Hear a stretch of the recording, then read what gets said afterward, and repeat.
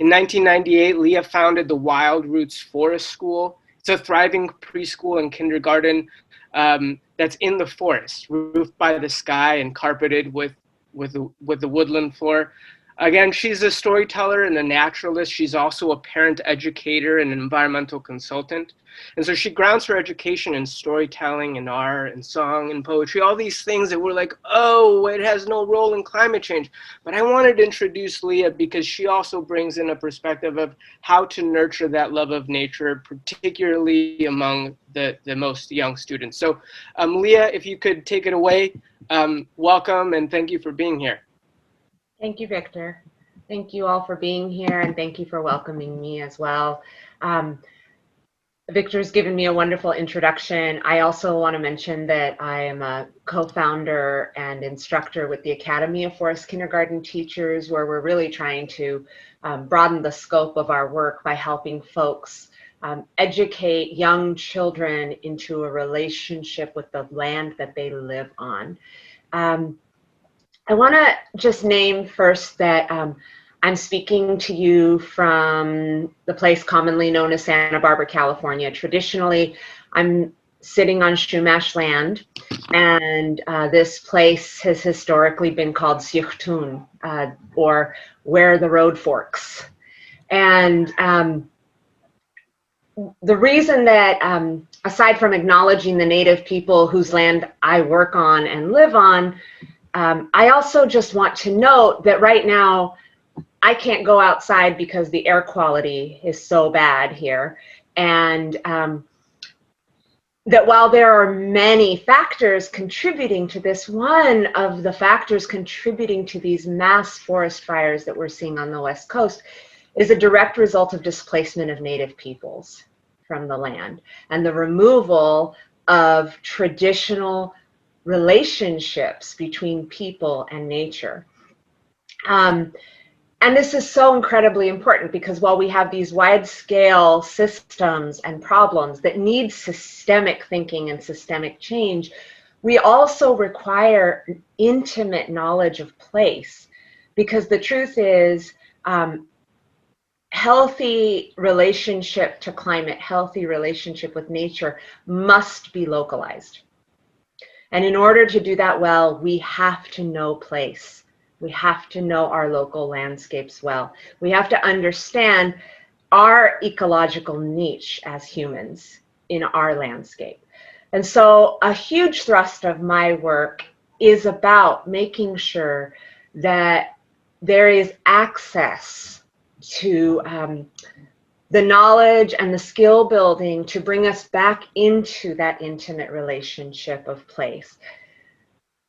What I really want to speak with you folks about is, Victor brought up, and Chloe also spoke to this, that there is anxiety when we give children all the problems that the world is facing. It does bring anxiety, and that often leads to what David Sobel has coined as ecophobia, right? And which creates a withdrawal. It creates a withdrawal from these problems because they're overwhelming and because there is that sense of, well, what can I do? I'm powerless. There's nothing I can do. It also, I believe, leads to denial because it's too scary to accept. And for me, my work is about allowing people to fall in love with the natural world, which is something, thank you, Chloe, for bringing up, that love is the greatest motivator here. Our care, our compassion is the greatest motivator for healing the land that we live on and our planet. And whether that is the love of birds, the love of plants, the love of humans, right? It's always going to be that thread of love that causes us to act. And fear itself is a motivator too, but oftentimes, while fear can cause us to make good choices, sometimes it does limit our response repertoire. So I just want to talk a little bit about that intimacy and that love. One of my teachers tells the story of walking in New York City with a group of teenage boys, and a flock of pigeons takes off in flight and alarm in front of them. And as they walk by, my teacher says, "Did you see the pigeons?" And the young men ask, "What pigeons?" And he says, in this story, he illustrates that they didn't have a relationship with the birds, and therefore those birds were invisible to them. Even though there was a huge flock that had just taken flight right in front of them, they hadn't seen them. There wasn't a thread of relationship.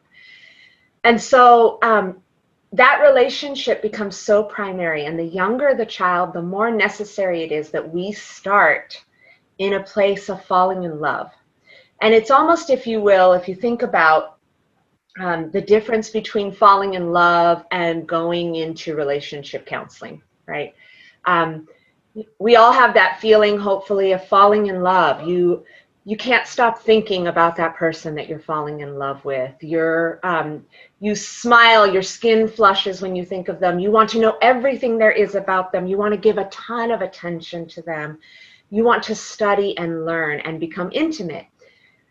But imagine, if you will, if your first date was going to counseling, right? If you began with therapy, there's not a lot of reason to stick with it if you're beginning with all of the struggles.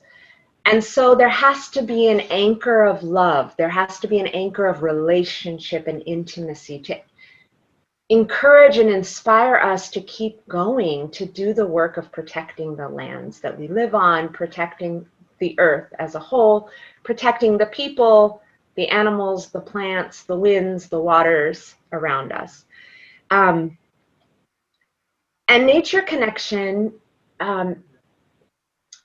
happens on a spectrum, because one of the problems that's already been brought up here today is that we have a great deal of disparity in access to nature, right? We recognize that. Even in my own city, which is a very small city, it is the poorest parts of our community, the poorest neighborhoods, and the neighborhoods that are almost exclusively made up of Central American immigrant communities that have the least access to nature, even though I live in a community that has abundance of open space, right?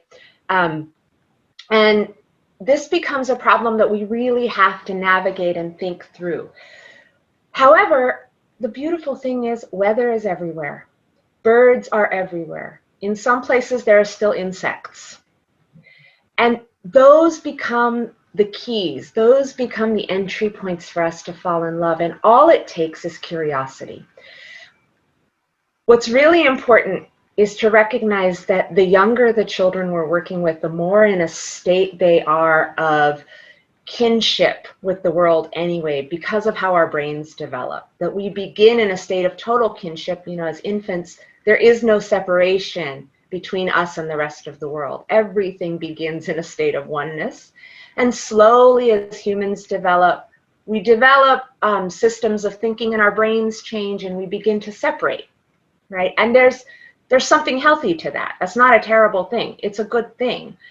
But to remember, we all began in that state of kinship, and the younger the children that you're working with, the more we need to come ourselves from that state of kinship and relationship, in relational speaking, in relational thinking. So for instance, in our school, one of the methods that we use for building those relationships is we don't talk about the wind, for instance, as an idea or a scientific concept, right? We speak of brother wind because we're related, right? We speak of sister rain because we're related.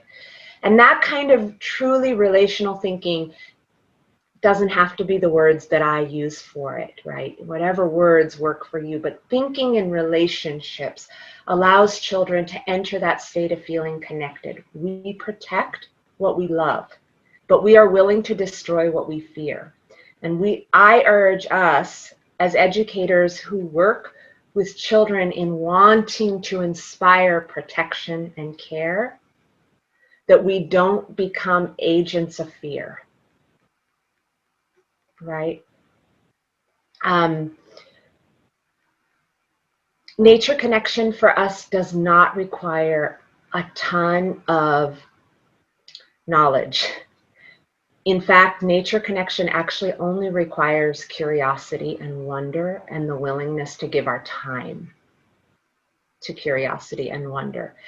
And so, you know, I invite you as educators and as students yourselves, and I recognize that those of you who are students here are also educators. I invite you to notice, who's the first bird you hear in the morning? Where is it coming from? Is it a different bird each morning? Just these simple questions. Which way is the wind blowing from? When do you notice that shift? These little points of connection make a big difference, because eventually, we want our communities, I say eventually, yesterday, we want our communities to be responding to place in healthy relationship. And the only way to do better, the only way to do well, is to develop intimacy. Did I miss anything? I don't think so. I'll just open it up if there's any questions.